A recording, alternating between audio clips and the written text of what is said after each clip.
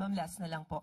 May we have your reaction about the statement of VP Sara saying na paranoid na raw yung administration, especially now na madaming rally yung nangyayari, and yung pagkontra niya doon sa sinabi ng Pangulo about the status of our economy? Okay, unang-una po, paranoia.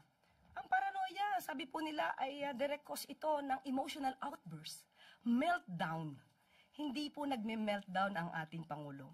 Nagkataon lang po, syempre po, kapag ka po may mga issue, may nababalitaan, may mga nagre-report na di umanong may gustong magpabaksak sa gobyerno, ano po ba ang dapat gawin ng gobyerno? Matulog? Manahimik? Mag-relax?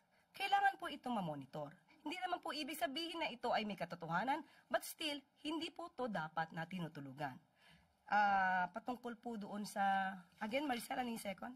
Sa economy, kinontra niya yung statement ni President. Sa ekonomiya. Tandaan po natin, inamin po natin na naaapektuhan ng economic growth. Bakit? Dahil sa marami pong naging kalamidad. At may issue din po patungkol dito sa korupsyon. At tandaan po natin, ang korupsyon na ito ay hindi lang sa panahon ngayon. Panahon pa po nung nakaraang administrasyon.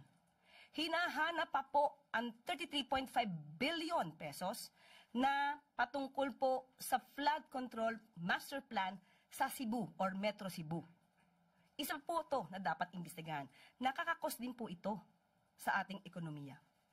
Maraming anomalya na dapat nating malaman, pati yung mga ghost projects na inamin naman ng dating Pangulong Duterte. So lahat ng kalat nung nakaraan, ngayon po natin nililinis at malamang isa ito sa nagiging dahilan kung bakit nagkakaroon po ng hindi magandang epekto to sa ekonomiya. But ang pangako ng Pangulo, gagawin ang lahat, pati ang economic team, gagawin ang lahat para po mapaangat pa ang ekonomiya ng bansa. Claire.